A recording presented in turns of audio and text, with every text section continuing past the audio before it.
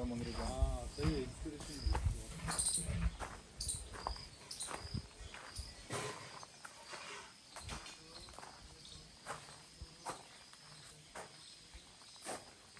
यहाँ का किचन है, ये ऑफिस है।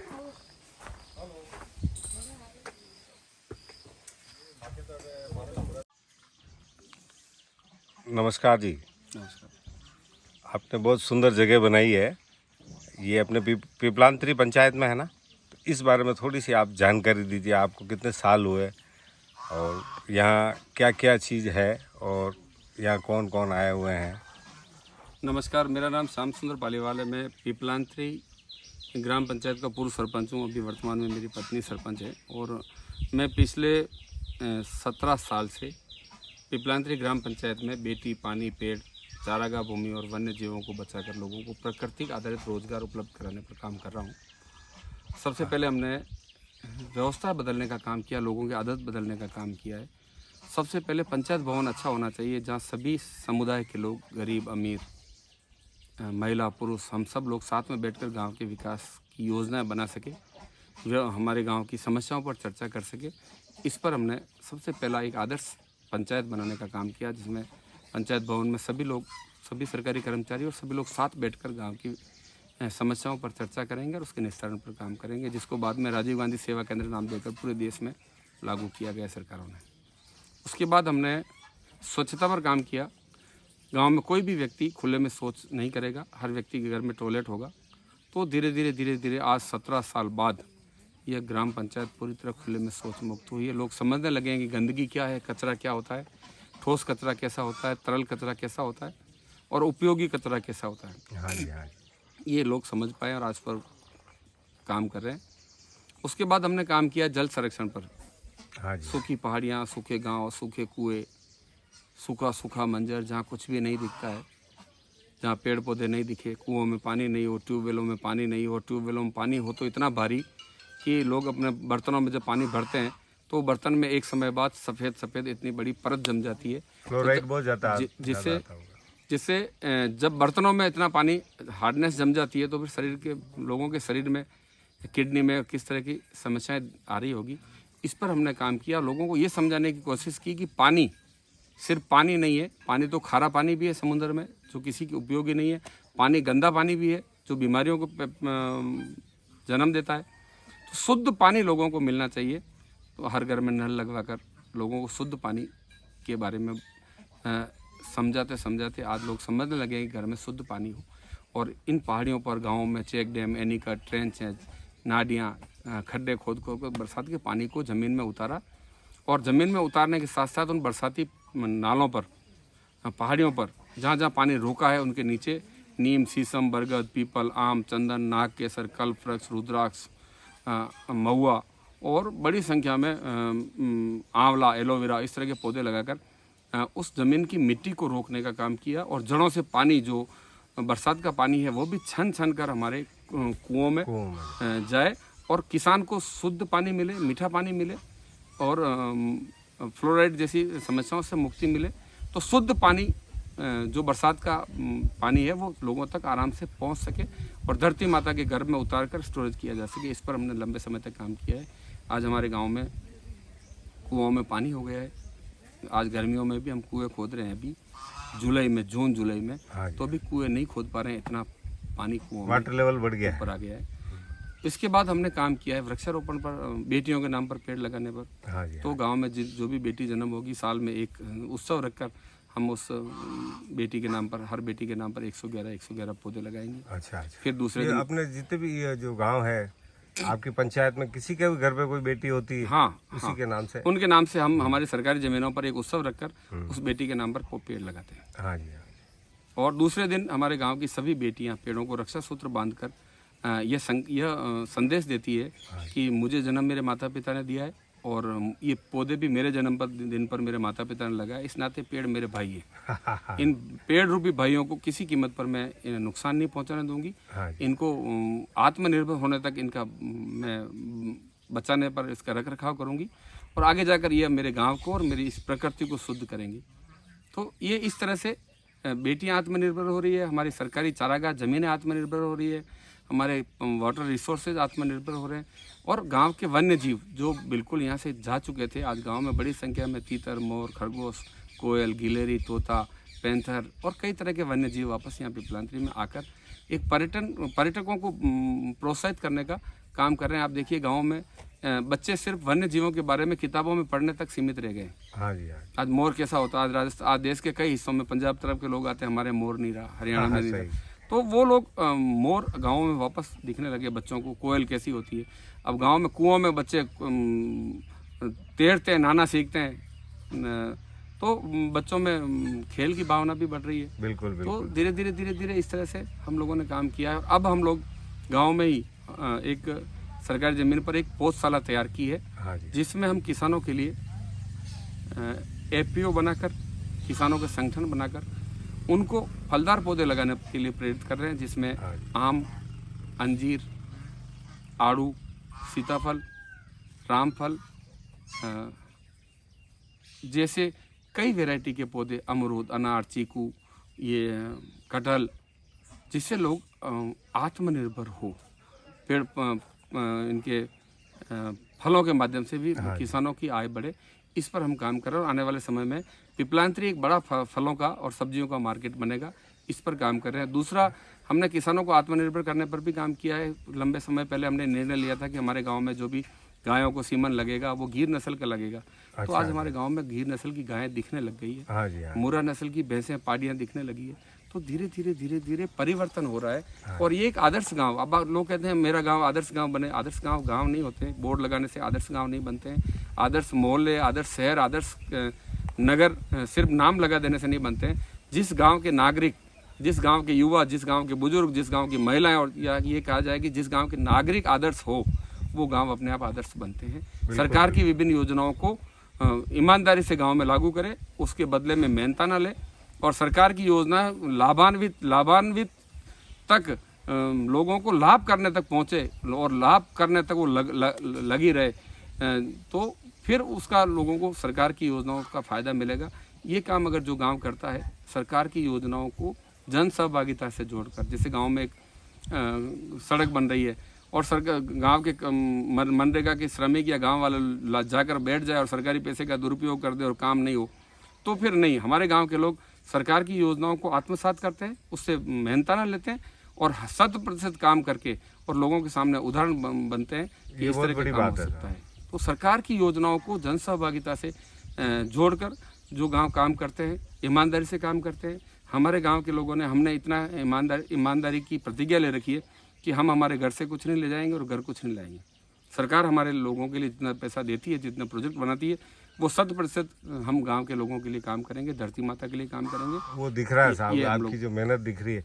अपने ये जो जमीन है कितनी होगी या कितने हेक्टेयर? ये चारागाह जमीन है, सरकारी जमीन है, ग्राम पंचायत की अधिकार क्षेत्र की जमीनें हैं। कितने हेक्टेयर होगी? जिसमें लोग अतिक्रमण करते थे, अवैध माइनिंग करते थे, अवैध माइनिंग का कचरा डालते थे। तो इस अतिक्रमण करके लोगों में एक अविश्वास की भावना पैदा होती थी, गांव में झगड़े का कारण बनता था। आज वो सरकार की जो हमारी चारागाह जमीन है उपजाऊ हो रही है, और यहाँ से सीखकर राजस्थान की हर एक ग्राम पंचायत चारागाह विकास, सरकार ने योजना बना दी चारागाह विकास की। अच्छा, और चारागाह विकास, जहाँ जहाँ चारागाह पड़े हैं, सरकार उस पर मनरेगा में प्रोजेक्ट बना रही है और चारागाह विकास के काम हो रहे हैं। ये हमारे ग्राम पंचायत की 500 बीघा चारागाह है, 200-300 बीघा बिला नाम जमीन है। उस पर गांव वालों ने सबसे पहले अकाल राहत, फिर वाटर शेड और अब मनरेगा से इस काम को करके और यहाँ बड़ी संख्या में पौधे, जल संरक्षण के काम किए हैं, जिससे वन्य जीवों को भी आश्रय स्थल मिल रहा है। कुछ समय बाद तक इन चारागाहों को पैक रखा जा रहा है। यहाँ पर काम करने वाले श्रमिक यहाँ दिन भर काम करते हैं और शाम को सिर पर जितना उठता है घास काट के यहाँ से ले जाते हैं। क्योंकि घास खुली चराई नहीं करके घास काट के आप ले जा सकते हैं, जिससे गांव वालों पौधों को भी लॉस नहीं हो। हाँ, और गांव वालों को चारा भी मिल जाए। और एक लंबे समय बाद जब पौधे पेड़ बन जाए, उसके बाद जमीनों को खुली कर दें, तो हर गांव की गाय कामधेनु के रूप में जंगलों में घूमेगी, पानी पिएगी और मस्ती से चरकर शाम को घर जाएगी। और ग्वाला, गाय चराने वाला व्यक्ति कृष्ण भगवान के रूप में यहाँ पर इन पेड़ों के नीचे बैठकर बांसुरी बजाएगा, फल खाएगा और वन्य जीव भी यहाँ पर अपना आश्रय स्थल बना पाएंगे। इस पर हमने देखे, हम घूमे, आज सुबह से घूम रहे हैं, तो कई तरह के पक्षी जो शहरों में नहीं दिखते वो सब यहाँ हमको मिले। मोर, कोयल और कई प्रकार के पक्षी जो अपने वो छोटी चिड़ियाँ आती जो शहरों में है ही नहीं, गायब ही हो गई, जी जी जी। वो यहाँ सब दिखी हमने है। एक स्पेशल वैरायटी के घास भी यहाँ पर लाए हैं, हाँ जी। जिससे बयाज और जैसे छोटे पक्षियों को हाँ। उस घोंसले बनाने के लिए गया के पत्ते भी मिल यहाँ जाएं। है घोंसले, जी, देखे जी, मैंने। जी। तो आपको कितने साल हो गए ये प्रोजेक्ट स्टार्ट किए? 2005 से हमने शुरू किया था 2005 से। और आज तक लगातार कर रहे हैं। 2006 में हमने बेटियों के नाम पर पेड़ लगाना शुरू किया था। हाँ जी, हाँ। और आपको कई पुरस्कार भी मिले, सुना है, राष्ट्रपति देखिए, पुरस्कार मेवाड़ी वगैरह। में कहावत है कि नाम रेवेलो काम सुनो सयाने लोग, मीरा सुत जायो नहीं और शिष्य न मूल्य कोय। नाम रहेगा काम से। आज महाराणा प्रताप, छत्रपति शिवाजी और जितने भी आज तक महापुरुष हुए हैं, हाँ हाँ, उनने काम ऐसा किया कि वो लोगों के लिए आदर्श बन गए। बिल्कुल। उनने महान काम किए, इसलिए महापुरुष हो गए। तो आप काम करते रहिए, पुरस्कार आपके पीछे पीछे दौड़ेंगे। सरकारें प्रोजेक्ट बनाकर आपको देने के लिए लालायत रहेगी। काम करना पड़ेगा और काम करने के लिए एक लंबी तपस्या करनी पड़ेगी। हाँ जी, वो तो जरूर। लंबी तपस्या। हम पिछले 17 सालों से ग्राम विकास पर तपस्या कर रहे हैं। कई लोगों ने हमारा अपमान भी किया होगा, गालियां भी दी होगी, हमें कुछ भला बुरा भी कहा होगा, पर हमारा उद्देश्य ये था कि मुझे इस गांव को सुर्खियों में लाना है, इस गांव को आदर्श गांव के रूप में लोगों के सामने प्रस्तुत करना है। तो लंबे समय से मैं और हमारी पूरी टीम, मेरे गांव की गरीब, विधवा, विकलांग, कमजोर और गांव के जो लोग हैं, इस गांव से में जो पैदा हुए हैं, हाँ, उन लोगों ने मेहनत की है और ये भावना भरने की कोशिश की है उनके दिलों में कि जहाँ पर आपका जन्म, आप राम जन्मभूमि की पूजा कर रहे हैं, क्योंकि हमारे आराध्य देव भगवान राम की जन्मस्थली है, इसलिए वो मंदिर बनना चाहिए। हर धर्म का अपना अपना आराध्य देव का जन्मस्थली को लोग पवित्र तीर्थ स्थान मानते हैं। तो उससे भी बड़ा तीर्थ स्थान आपका गांव है, जहाँ पर आपके पिताजी का जन्म हुआ, आपके दादाजी का जन्म हुआ, आपकी कई पीढ़ियां जहाँ पर पैदा हुई है, जिनको पूर्वज मानकर एक मूर्ति, पुतली बनाकर हम गांव में, हमारे खेतों में उसको स्थापित करते हैं और साल में एक बार उसकी पूजा करते हैं। तो जहाँ पर आपकी कई पीढ़ियां पैदा हुई और कई पीढ़ियां का जहाँ पर अंतिम संस्कार हुआ है, वो आपके गाँव का आपके जीवन का सबसे बड़ा तीर्थ स्थान है। दूसरे तीर्थ स्थान उसके बाद शुरू होते हैं। हाँ जी, हाँ जी। जिस बरसाती नाले में आपका शमशान घाट स्थित है, वहाँ पर आपकी कई पीढ़ियों का अंतिम संस्कार हुआ हो, वो सबसे बड़ा हरिद्वार और तीर्थ स्थान है, गंगा नदी है। वो पुनर्जीवित होनी चाहिए, वो बरसाती नाला 12 ही महीने बहना चाहिए। ये भावना भरकर हमने लोगों को तैयार किया है, जो आज फलीभूत हो रही है और दिख रही है और पिपलांतरी सबके सामने एक तीर्थ स्थान बना है। बिल्कुल, दुनिया में आपके काम को सराहा जा रहा है। तो आपको किस किस जगह सम्मानित किया, थोड़ा सा वो भी बताएंगे? नहीं, थोड़ा सा जो हमारे व्यूअर्स हैं उनको, इसमें कई जब तक अपन नहीं बताएंगे लोगों को पता नहीं 2007 में चलेगा। स्वच्छता में अब्दुल कलाम साहब के हाथों राष्ट्रपति पुरस्कार मेरे गांव को मिला है। हाँ जी, उसके बाद कई पुरस्कार राज्य स्तरीय और राष्ट्रीय स्तरीय और अंतर्राष्ट्रीय स्तरीय मिले। हाँ जी, नाना पाटेकर, क्या नाम उनका, अजय, ये फिल्मी स्टार अक्षय कुमार, हाँ जी, अमिताभ बच्चन के साथ केबीसी में, हाँ जी, और अभी पद्मश्री जैसे पुरस्कार हाँ जी, हमारे कामों को मिल रहे हैं। और मैं तो यही कहूँगा कि इस तरह के काम, अगर देश की जनता, हमारे देश की 135 करोड़ जनसंख्या है, हाँ जी, हम हर वर्ष 135 करोड़ लोग 11-11 पौधे भी लगा दें, हर साल एक एक पौधा भी लगा दें, तो हर साल 135 करोड़ पौधे होंगे इस धरती के ऊपर। ये प्रदूषण और ये कोरोना जैसी महामारियां हमारे देश में फटक नहीं पाएगी।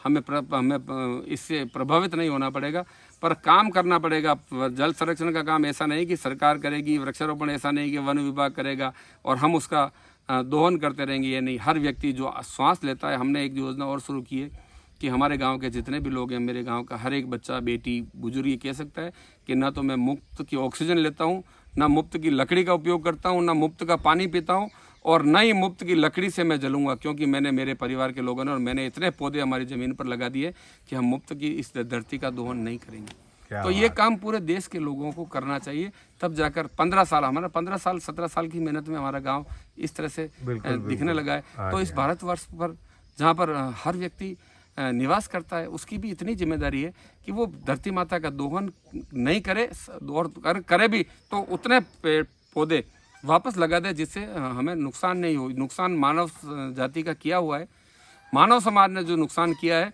उसकी भरपाई मानव समाज को ही करना पड़ेगी, और नहीं तो धरती माता जिस दिन सिर हिलाएगी उस दिन सब कुछ ठीक हो जाएगा अपने आप, और मानव समाज का अस्तित्व तो खतरे में आ जाएगा। तो हमें समय रहते संभल जाना चाहिए, इस धरती माता को बचाकर हम सब लोग सुखी रहें, स्वस्थ रहें और धरती माता को स्वस्थ रखें। हर आज कई गाँव में देखिए, कई शहरों में कि कुआं खोदते हैं तो मटमैला पानी निकल रहा है, कलर वाला पानी, क्योंकि इतना केमिकल इंडस्ट्री के माध्यम से हमने धरती को पिला दिया कि वो वापस आप ही को मिलने वाला है। हमारी यमुना, गंगा और कई नदियां इतनी दूषित हो गई कि वो पानी पीने लायक नहीं रहा है। तो किसने किया है? सीवरेज का पानी उसमें जा रहा है, कि इंडस्ट्री का पानी उसमें जा रहा है, उसको दूषित, और फिर वो पानी, दूषित पानी आपको धरती वापस दे रही है।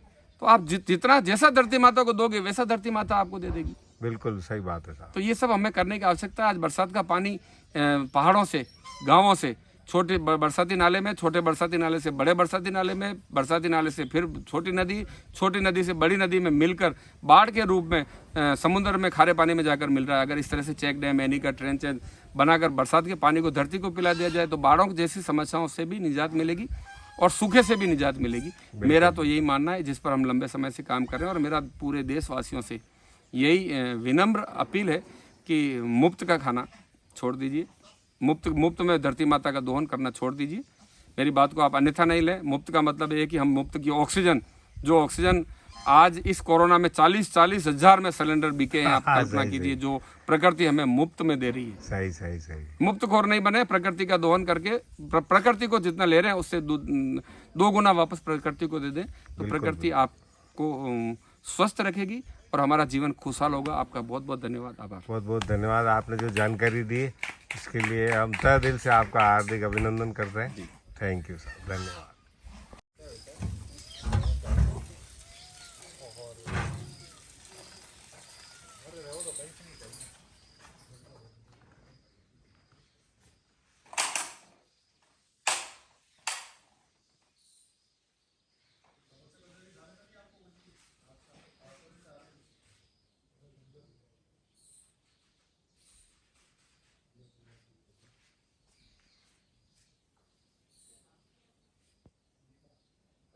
अमिताभ बच्चन भी आया हुआ है,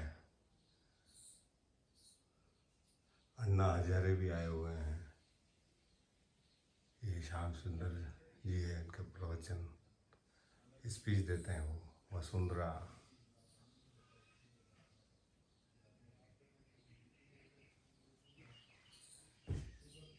महारानी जयपुर से।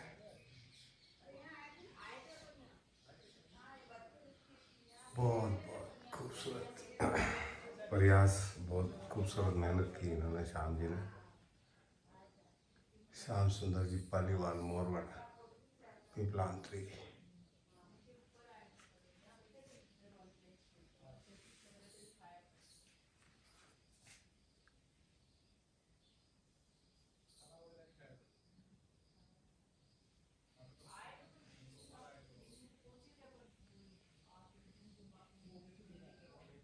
ये वैसे पूरी पहाड़ी एरिया है और उसको डेवलप किया है।